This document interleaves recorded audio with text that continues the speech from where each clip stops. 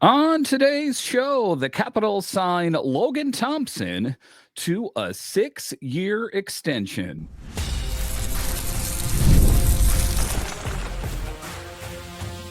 Your Locked On Capitals, your daily podcast on the Washington Capitals. Part of the Locked On Podcast Network. Your team every day. Well, hello and welcome into this edition of Locked On Capitals, part of the Locked On Podcast Network, your team every day. My name is Dan Holme. I've covered the Capitals for the last 3 seasons for Locked On and various other outlets before that. I'm also the host of the weekly show called the Capitals Minutecast, available wherever you find your podcasts. Today's episode is brought to you by our friends at FanDuel.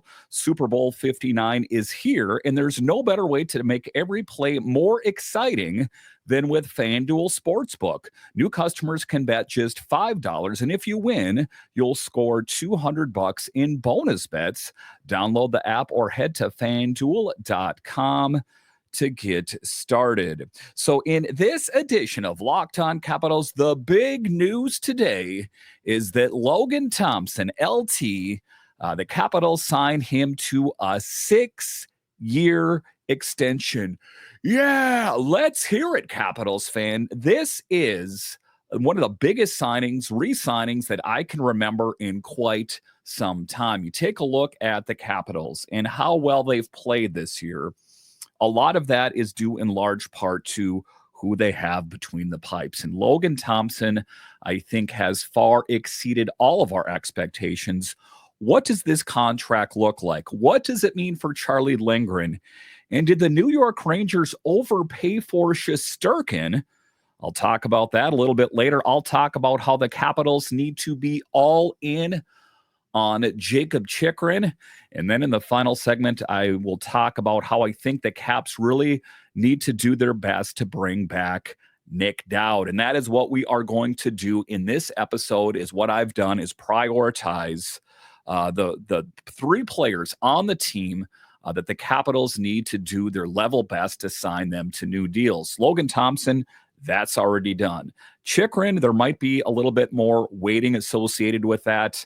And Nic Dowd, if you take a look at Nic Dowd, last season at the trade deadline, all the premier insiders said that he would be on the move. He is very important to that Capitals 4th line. So that's what we're going to dig into, is the 3 players that the Capitals need to prioritize before the summer. But before we even dig into any of that, let's just talk about the 2025 free agent class. Backstrom, okay, done. Andrew Mangiapane, he's played okay with the Capitals, but ultimately, I think they have a better option in Ryan Leonard or something of that nature. TJ Oshie, nice to know you. Thanks for your contribution. Lars Eller, hey, you were really huge for us back in 2018. And this season, you've been okay, but I'd be willing to part with him. Nic Dowd, circle him. We need to bring him back. Taylor Radish, probably have a better option either in-house or someone we could get in the offseason. And Jacob Vrana, at the end of the day, was just one of those vintage vibes, those feel-good stories of Jacob Vrana's back on the Capitals. At the end of the day, he provides some depth to this team. Jakob Chychrun, go ahead and circle him. Dylan McIlrath has been huge. If the Capitals could come to terms with a deal with him as well. And Charlie Lindgren, it is going to be interesting about Chucky Sideburns. But let's dig into the biggest news of the day. As the Capitals sign Logan Thompson, LT, to a 6-year extension. And this isn't too surprising, as it was said that the Capitals wanted to get him a new deal before the Four Nations face-off.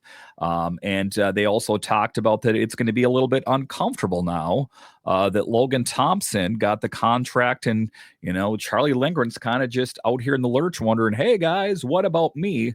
But listen, Charlie Lindgren is a big boy. He knows the writing is on the wall, but in the back of his mind, he'd never admit to this. In the back of his mind, he's thinking to himself, hey, that should have been my contract. So it's going to be an interesting time for the Capitals, and ultimately, how do they proceed between now and the trade deadline, and also at the summer as well. But the big news, of course, is Logan Thompson. The Capitals are thrilled with how he's been playing, which has led the team to signing him to a long-term contract. And, oftentimes, and I talked about this on the show, I think it was last week, is that rarely do I like to sign players to long-term deals, but this is one of the cases where I think it warrants it. Tom Wilson, I liked it. I think you could put Jakob Chychrun in that same category as well. According to insider Elliot Friedman from Sportsnet, Thompson has agreed to a 6-year deal that averages out to $5.85 million per year, totaling $35.1 million. And let's give a round of applause to Chris Patrick as well, as that deal is pretty affordable, all things considered.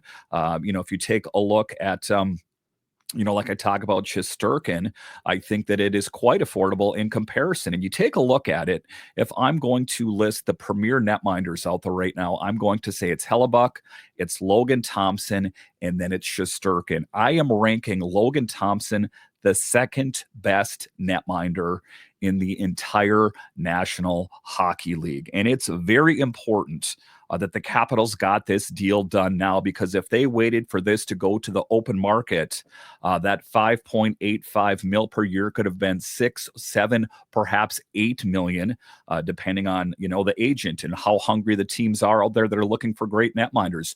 But make no mistake about it, there are a lot of teams out there that are struggling in net, and some of them aren't too far away from Washington. I'm talking about the Pittsburgh Penguins that would have loved to sign Logan Thompson up to a new deal. Possibly what does that mean for a guy like Charlie Lindgren? So ultimately, it was a good move for the Capitals to take care of this now, instead of waiting until his career really blows up. Say Logan Thompson just continues to dominate, well, his price is going to go up, up, up, up. So it was a good thing that LT, his representation, and the Capitals were able to come to terms. And the biggest thing is, I think that his agent probably said, hey, Logan, do you want to ride this one out and see how much money we can get for you? I think he likes playing with the Capitals, and ultimately, the Capitals have treated him rather well, and it's a good team. It's the best team in the NHL, the best team in the Metropolitan. So I think that factored into it as well. Thompson joined the Capitals this summer, if you don't remember, after a draft day trade with the Vegas Golden Knights, where we swapped him for some draft picks. Can you believe it? And, I am very quick to criticize, and I have gone out of my way to give Brian McClellan credit. I'm going to go ahead and just give him some more credit. And, that's what you should do in life. People are always quick to criticize. They're not too quick to give credit. He deserves a tremendous amount of credit for what he has assembled this season. These moves that were made. I'm talking Pierre-Luc Dubois, Logan Thompson, Chychrun, Radish, Mangiapane, all these players. Quite stunning that they got Logan Thompson for like $775,000, and Charlie Lindgren's making a little over $1 million.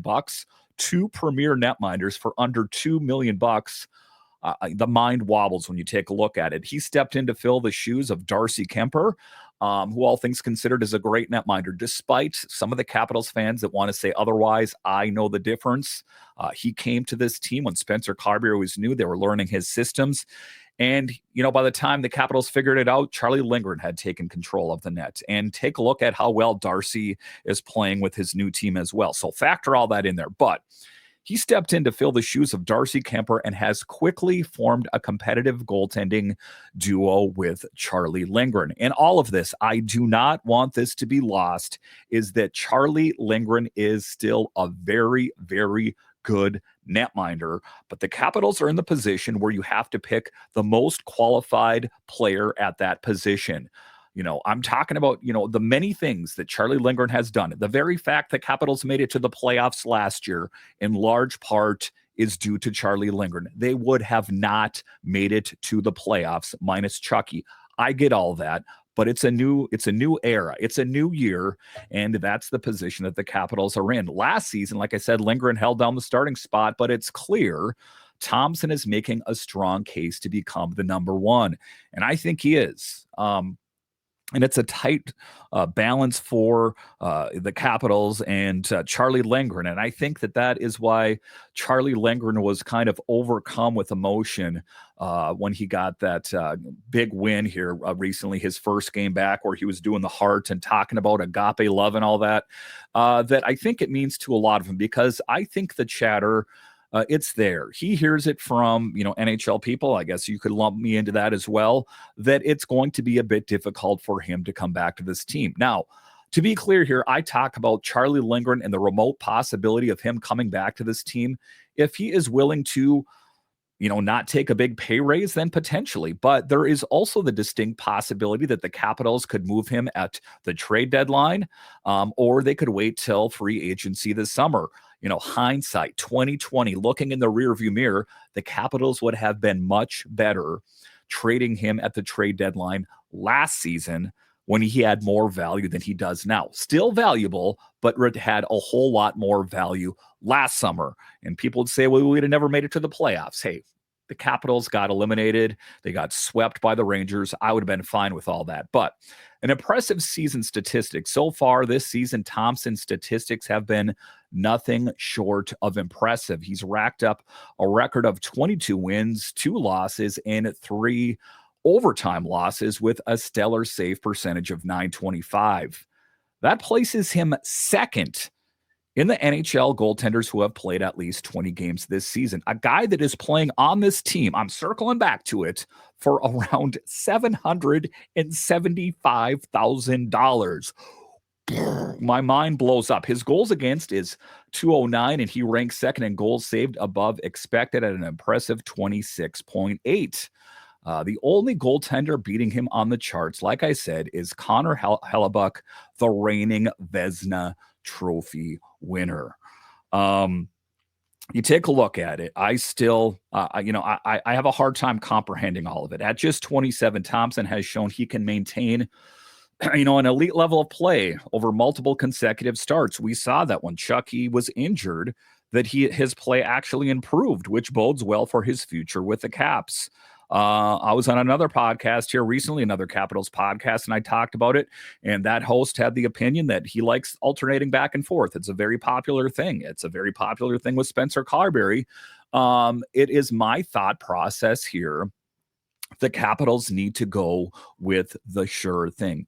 You take a look at the moves that the Carolina Hurricanes made, that they're very serious, and they are nipping at the heels of the Capitals. So they want to have the best netminder, in my opinion, out on the ice in any given night.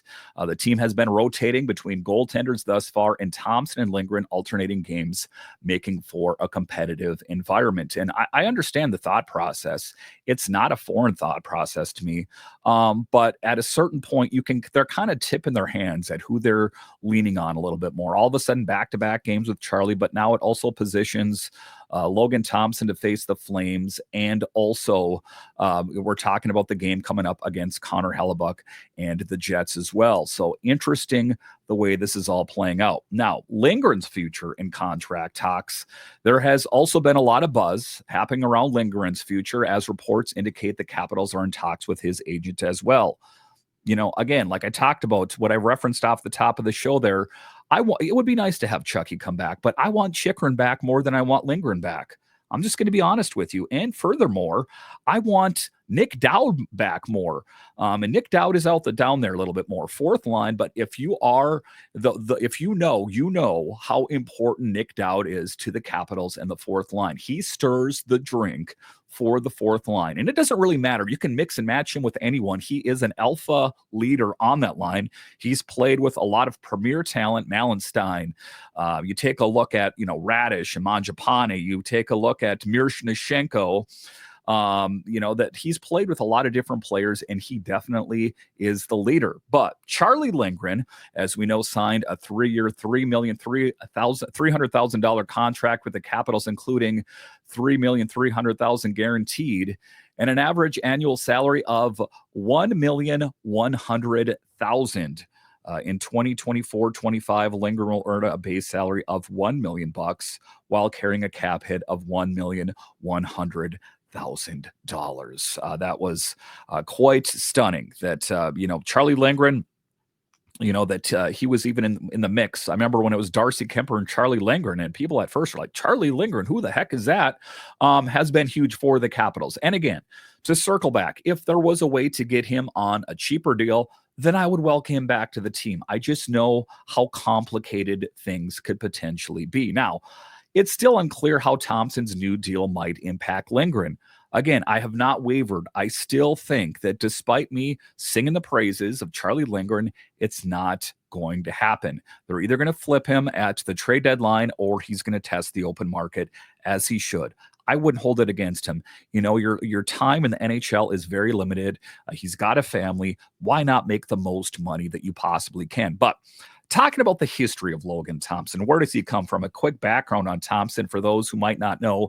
He is a proud alum of the WHL's Brandon Wheat Kings and has played in both the ECHL and AHL before making his way to the Golden Knights as an undrafted free agent in 2020. During his time with the AHL Henderson Silver Knights in 2021 season, he was named the Boz Bostin Memorial Award winner for Goaltender of the Year.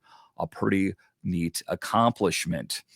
He had recorded 16 wins, 6 losses, and 1 overtime loss with an impressive .943 save percentage and a 1.96 goals against. Now, surprising exclusion from the Four Nations face-off, as like I said, I think that he is the second best netminder in the entire National Hockey League, but not good enough to be representing Canada in the Four Nations face-off. Again, so crazy that I think that whole thing kind of loses a little bit of credibility to me. So now, despite all of his success with the Caps so far, it's surprising to hear that Thompson was not picked for the Canadian roster for the upcoming Four Nations face-off next month in Boston and Montreal. But it wasn't just him. None of the Capitals players were selected. A great injustice. But previous international experience. Let's not forget he previously represented Canada at the 2022 IIHF World Championship and helped the team to a silver medal with 3 wins under his belt, along with an .881 save percentage and a 3.00 goals against. So he is a proven commodity, and ultimately, you got to think the Golden Knights are kicking themselves. They really have got to be kicking themselves. But that is a team that is full of itself. From the top to the bottom, from the root to the fruit, that team really thinks that there's something. The joke's on them. That team has more issues than Reader's Digest, and that's what it's all about with that team. They're going to be kicking themselves. You take a look at the Golden Knights, they're good, but they got to be kicking themselves that they're missing or they passed up, if you will, on Logan Thompson. But let's talk about the rise of Logan Thompson and what it means for the Capitals moving forward. If Thompson keeps performing at this elite level over the next 6 seasons, his contract could end up being one of the best deals in the entire National Hockey League. I do believe it. The Capitals, whether it's Brian McClellan, Chris Patrick, the powers that be, the general manager, the president, from top to bottom, this organization, we should be all very thankful that the powers that be are put in the position that they are, because they have made some great decisions, and very, very rarely have they made any monumental blunders. This continues in the progression of great deals. Let's talk about a team that really overpaid for their netminder. And to be clear here, he's had a bit of a shaky go of it this season with an annual salary of just under $6 million. It really puts Igor Shesterkin's recent contract averaging $11.5 million into perspective as much of a pricier option. And who's the better netminder? I mean, Shesterkin's good, but I'm taking LT. I'm sorry. That's just the way it is. And a changing landscape for goaltender salaries. I think that the New York Rangers are going to be put on display in an example of a team that paid too much for netminders, and the way the Capitals have kind of adjusted the trend. I think that maybe teams aren't going to pay quite as much, as they're going to use Logan Thompson as an example and kind of point to the Rangers as how not to do things. So if you take a look at it, Thompson's deal could signal a trend back to a more reasonable pricing for top-end goalies, even if he doesn't have an extensive resume yet. This season, Thompson has proven he can hang with the league's best, which allowed the Capitals to secure him without having to commit to an 8-year deal. But in the process of all he has accomplished this season, he has established himself in the league. With his consistent play, definitely shows he's not just a flash in the pan. He's really established himself as a top-tier netminder in this league. And if you think back historically, the Capitals have been really good. If you take a look at now, Capitals have been really good the last couple of years. Even with Darcy Kuemper, Charlie held it down. There were the not so good years with Samsonov and Vanacek. And then you go before that, it was Holtby and Grubauer. That within recent memory, the Capitals have had pretty good net minding, save Samsonov and Vanacek. So it is just a long tradition of great net minding for the Capitals. The Capitals made a savvy move by locking him in at the cost before the market, influenced by Shesterkin's deal, raises the bar even higher. This was the right time. Again, to circle back to that, they waited longer in the season. They waited to the offseason.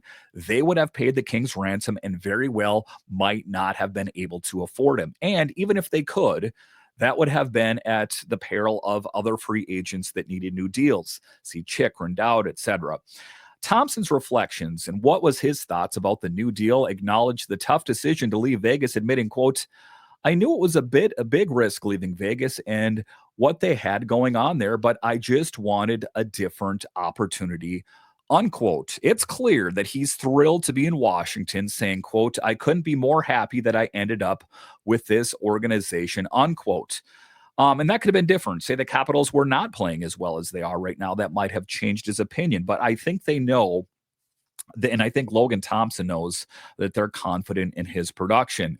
GM Chris Patrick has sung Thompson's praises as well, calling him, quote, "one of the top goaltenders in the NHL," unquote.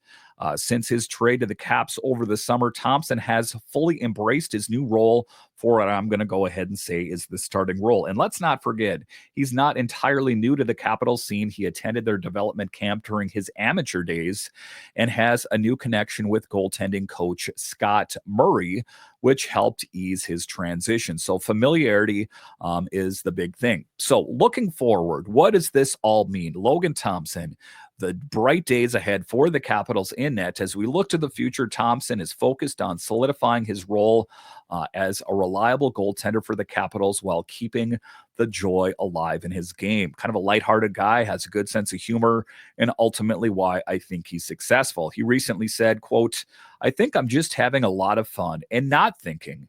Just going out there and playing. It's been a lot of fun, and I'm enjoying every minute of it," unquote.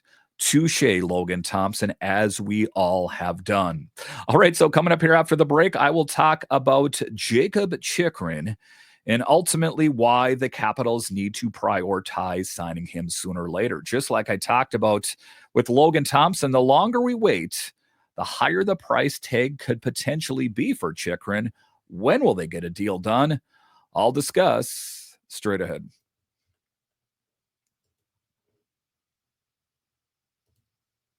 Super Bowl 59 is here. One game, two teams, endless possibilities, and there's no better way to make every play more exciting than with FanDuel, America's #1 sportsbook. Whether it's predicting the first touchdown, calling the MVP, or even betting on the coin toss, FanDuel makes it easy to get in on the action. With live betting all game long, you can adjust your bets as the game unfolds and feel the thrill from kickoff to the final whistle. And listen, my team's not playing anymore. If you're a Commanders fan, yours isn't a Ravens fan, they're not playing either. But if you want to have vested interest in the teams that are playing, open up the FanDuel app, put a little bit of money on the game. All of a sudden, the Super Bowl got that much more exciting. So download the app or head to FanDuel.com to get started. Bet just $5. And if you win, you'll score $200 in bonus bets. That's FanDuel.com. Bet with FanDuel, official partner of Super Bowl 59. All right, welcome back into this edition of Locked On Capitals, part of the Locked On Podcast Network, your team every day. You can find me over on Twitter. It's at DanCaps218. You can find the show on Twitter. It's at Locked On Caps. And taking a look at the clock here, this episode's going to go a little bit long, and I'm sorry to everyone that's listening it and to the powers that be at Locked On. I know we want to keep it in 30 minutes or less, but this was a big event for the Capitals, so it's going to go a little over 30, and apologize. It'll be worth it. If you don't finish it on the commute to work, go ahead, pop it in on the way back. You'll have listening going all the way back home as well. So let's dig into Jakob Chychrun. That is the theme of this podcast, is players that I think the Capitals need to prioritize. I'm talking pending for unrestricted free agents here. I'm talking Thompson, deal done. I'm talking Chychrun. That is a deal that needs to get done. And then the final segment, I'll talk about Nic Dowd. But the Capitals need to be all in on Jakob Chychrun, an elite blue liner, a rear guard that is good defensively and has an offensive flair, something that the Capitals haven't had in quite some time, someone at his level. So I want the Capitals to do something similar for Chychrun that they did for Logan Thompson. I'm talking like a 5-6 year deal. Let's lock him up for the long term. Today, we're going to dive into the current situation surrounding Jakob Chychrun. As we know, he's in the final year of his contract and is set to become an unrestricted free agent next summer. So this is definitely something to keep our eyes on. And, there's the whole thing about the salary cap and if that's going to fluctuate at all.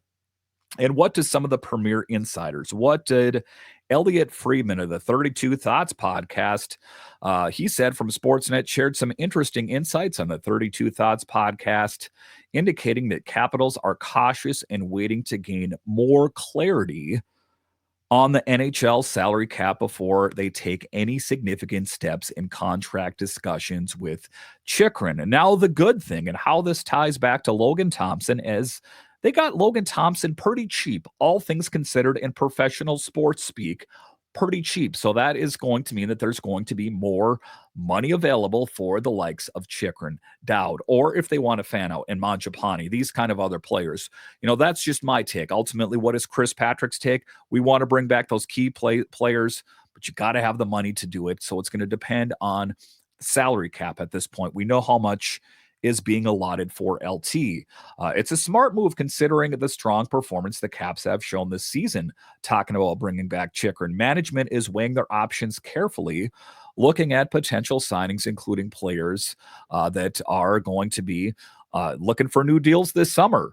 Chychrun's performance and cap hit. Chychrun currently carries a cap hit of $4.6 million. And if the Capitals want to keep him around long term, they'll need to prepare for a pretty substantial salary increase. Again, they need to do it. That is why I only prioritized 3 players, because I think Chychrun is of utmost importance. If he goes, the Capitals will then be floundering and looking for someone to fill a guy like Chychrun's role. And they don't have it in-house. I hate to tell you, or, not any NHL ready talent yet. There might be a player down the pipeline, potentially, ostensibly, but Chychrun is a proven commodity. This season, he's 26 years old, has been a key contributor, racking up 32 points from 13 goals and 19 assists in just 44 games. Quite stunning. And, a perfect fit with the Capitals. Was not an ideal fit in Ottawa, has been a perfect fit with the Capitals. Now, with the anticipation of a possible salary cap rise from $88 million to $97 million post 24-25 season, many teams are holding off major moves until that clarity arrives. Now, that is a two-sided coin. You might have more money to spend, yes, but if you wait too long, well, a guy like Chychrun's asking price might go up, and you're going to have to spend that much more on him. According to Chychrun's agent, Alan Walsh, the forecast for the cap could impact a lot of negotiations moving forward. Well, duh, of course they will. Future contract projections, when we look at Chychrun, he might command in his next contract. Projections suggest we could see a 7-year deal in the ballpark of $53.17 million with an average annual value of 7.6. It's a lot of money. I mean, it is. But Chychrun's a really good player, and there have not been a lot of things that put off the warning flags in my mind. We saw him get bumped and bruised a little bit and missed a little bit of time, but all things considered has been healthy, a little bit of gaps defensively. But again, any player is not going to be perfect on any given night. The negotiations could be comparable to Noah Hannifin's recent 8-year contract worth $58.8 million with the Golden Knights. Chychrun's enthusiasm, another guy, likes playing for the Capitals. Again, on top of the world, the Capitals are killing it. It's a good culture in the locker room. Go ahead, ask Vancouver, ask a lot of other teams. It's not always the case. Interestingly, Chychrun himself has expressed a lot of excitement about the idea of a long-term commitment by the Caps, emphasizing that his offensive game aligns with what Spencer Carbery's fast-paced system does on a night-in, night-out basis. So it's a perfect situation. And a lot of the credit, I have not mentioned him in this podcast, goes to Spencer Carbery. He has this team running like a well-oiled machine, but we don't need to fret too much. We do, but there is a certain assuredness. The Caps have exclusive negotiation rights with Chychrun until June 30th, which puts them in a position to offer him that coveted 8-year extension. Again, it's a lot. It's a lot of money. It's a lot of term, and rarely would I extend that kind of deal. Logan Thompson, Chychrun, Wilson, these kind of players, we know what we have in them. Sign them up for a long term. He could only sign a maximum 7-year deal elsewhere as an unrestricted free agent. So there's definitely a lot to watch in the upcoming months. So definitely keep it to Locked On Capitals, as of course I will have you guys covered the whole way. But Chychrun looks like he wants to play here, but of course he could demand the Kings ransom most anywhere, as other people have seen his play this year, and well, his reputation speaks for itself. All right, so coming up here after the break, I'll talk about the final player that I think the Capitals need to prioritize, and that is Nic Dowd. What does Nic Dowd bring to the table? I'll discuss straight ahead.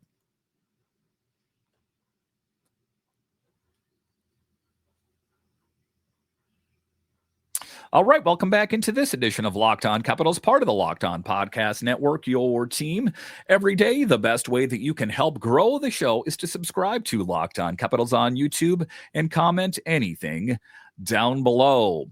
All right, in this next segment, player number 3 that I think the Capitals need to prioritize before it gets out of hand, before we head to the summer, is signing Nic Dowd to a new deal.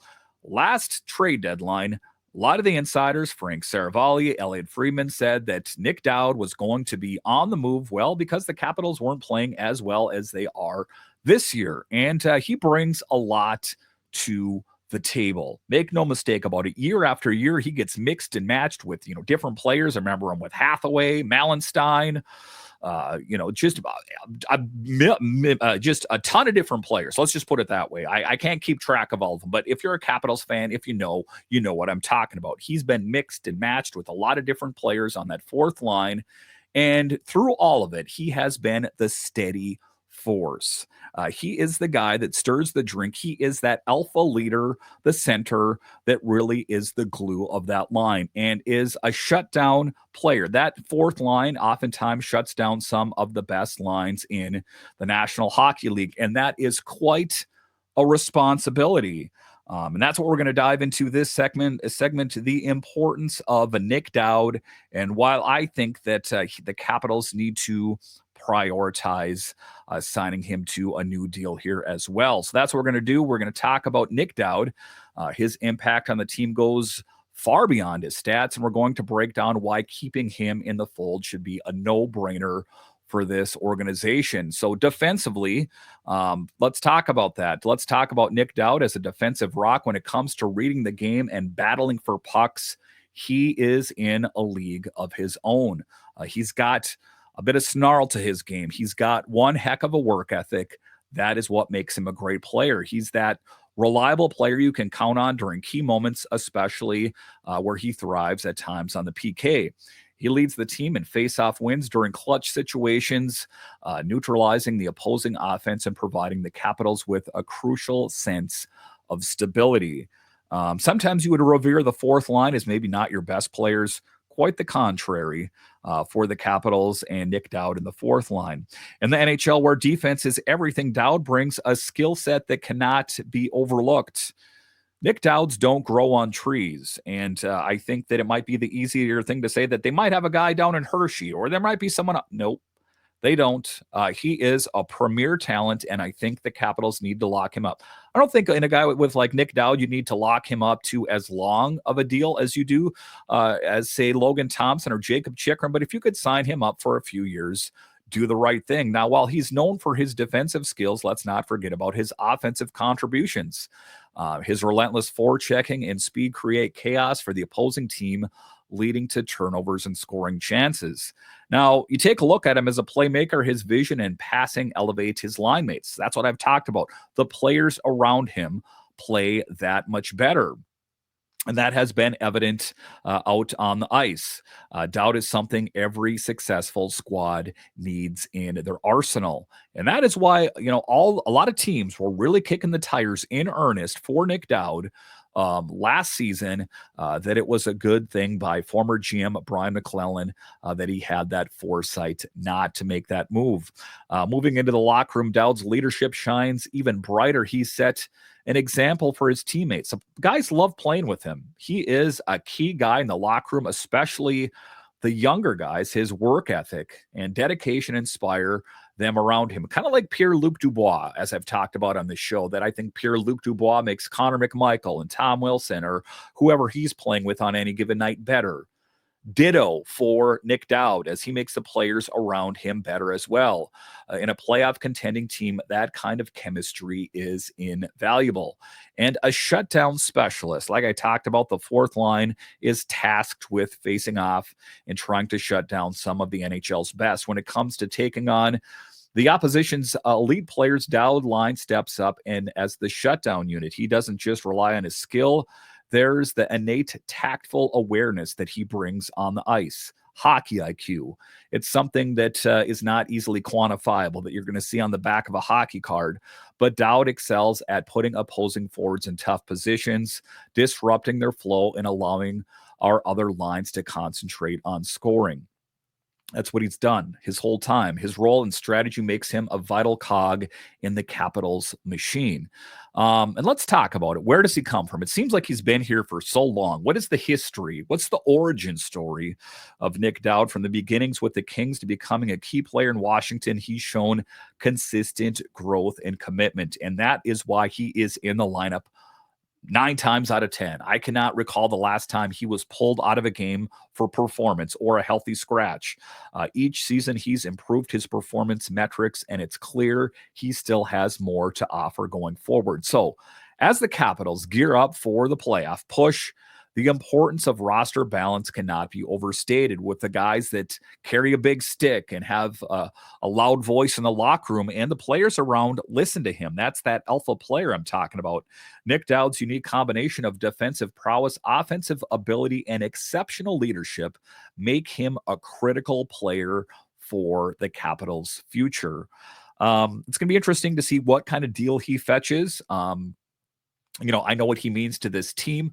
I just think that if they can find some money, some way, I think Nic Dowd likes playing here. They do the right thing. Re-signing him must be a top priority for the Caps. Losing a talent like Dowd would be a tough blow. That fourth line would be in shambles. There's no clear-cut guy that's going to do what he does, not just on the ice, but in terms of the heart and grit that he brings to the team. A fan favorite, a favorite of one of mine as well. So I hope the Capitals can do the right thing and find enough money in the piggy bank to keep him around. Again, a lot of tough questions as I rattled off the top of the show about what players come back. At the end of the day, you're like, I'd love to have them all back. I really would love to have them all back, but that's the thing that you should say.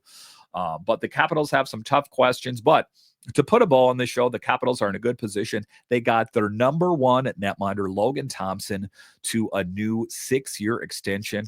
Gotta love that. Chychrun, I think it is going to get done.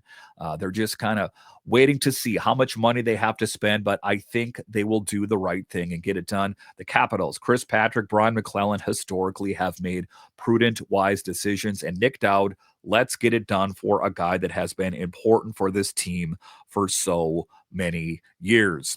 All right. Once again, I want to thank you for joining me on this edition of Locked On Capitals, your only daily year-round podcast covering the Washington Capitals. And I want to thank all of you that listen on the audio side and watch watch this on YouTube. You are what makes this show successful. All right. Once again, I want to thank you for joining me on this edition of Locked On Capitals, part of the Locked On Podcast Network. It is your team every day. My name is Dan Holme, and I'll talk to you again next time.